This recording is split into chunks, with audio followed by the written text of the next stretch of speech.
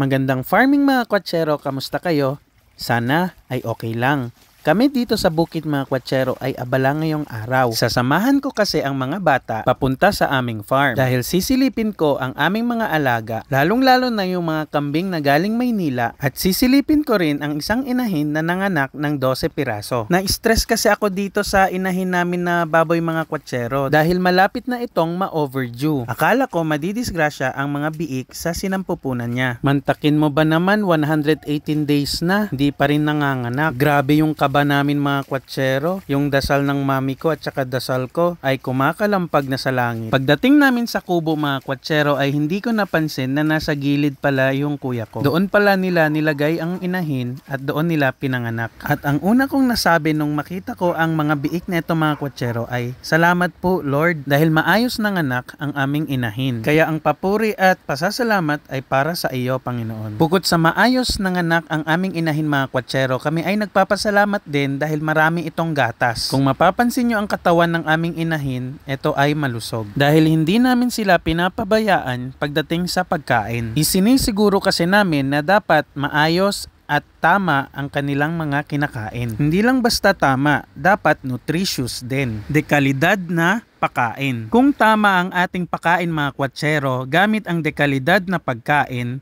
panigurado ito ay ibabalik sa atin ng ating mga alagang hayop. Kaya kami dito sa farm, doon na kami sa subok na. At magbabalik tanaw tayo mga kwatsero, nung minsan yung isang inahin namin ay ayaw magpadede sa kanyang mga biik at pinagsikapan namin itong ipadede sa bottle feeding na yung eye bags namin ay halos 10 kilo na dahil kailangan gumising kada 2 oras upang magpadede na akala namin ay hindi na ito makakatawid hanggang sa paglaki. Subalit ang lahat ng ito ay isa lamang agam-agam at haka-haka. Dahil sa tamang pakain at dekalidad na feeds, eto na sila ngayon. Nagtitimbang na mula 33 kilos hanggang 37 kilos. Na kung dati ay kinukuha lamang ito sa amin sa halagang 2,000 piso ang bawat isa. Ngayon sila ay presyong pang isang lechon na. Kaya salamat sa feeds na ito. Dahil sa B-Pro pre-starter ay agad nakabawi ang timbang ng aming mga biik. Yung starter nila mga kwatsero actually tinikman namin. Lasang Ovaltine. Uy, seryoso yun mga kwatsero. Promise. Tinitikman kasi namin yung feeds ng mga alaga namin lalo na kung bagong bili ito or bago sa amin para malaman namin kung anong lasa. Oh, wag nyo akong i-bash. Hindi ko sinasabing tama ako at hindi ko rin sinasabing mali ako. Pero dahil mahal namin ang aming mga alagang baboy, sinisiguro namin na tiyak at kalidad ang kanilang mga pagkain. Naaalala nyo pa ba yung kambing na galing Maynila mga kwatsero?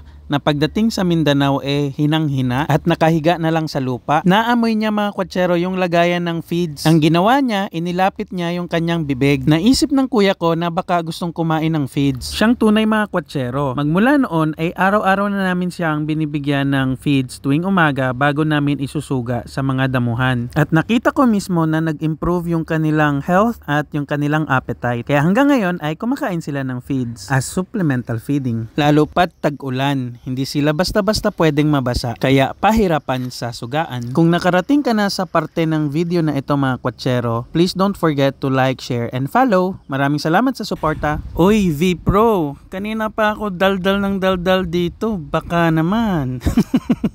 Pero seryoso mga kwatsero, hindi ito paid ads. Walang binayaran sa akin si V-Pro. Hindi nila alam to. It's just nagtiwala talaga ako sa produkto nila. Mura na, dekalidad pa. Sana ma-maintain nila yung premium quality at saka yung presyong abot kaya. Kayo dyan sa lugar nyo mga kwatsero, kamusta ang presyo ng mga feeds at ano yung mga brands na tingin nyong maganda? Share your thoughts naman. Maraming salamat. Dito sa aming farm mga kwatsero, bukod sa feeds, pinapakain din namin sila tuwing snacks. Yes po, may snacks sila. Ang snacks nila ay mga dahon ng mga puno-puno dito sa amin. Dahil ang farm namin mga kwatsero ay mayaman pa sa biodiversity. More or less nasa 5 hectares pa ito mga kwatsero na punong-puno ng mga puno at halaman. Kaya marami kaming sources ng mga natural food para sa aming mga alagang baboy. Kaya ang labanan talaga ngayon mga kwatsero ay ang tamang diskarte. Dahil hindi biro ang puhunan at ang pagod na makukuha dito sa pag-aalaga ng baboy. Pero sa oras ng kagipitan ay tiyak, meron kang pagkukuhanan. Tulad ngayon, enrollment na, magbenta ka lang ng baboy, may pera ka na. Hanggang dito na lamang mga kwatsero. Love, love!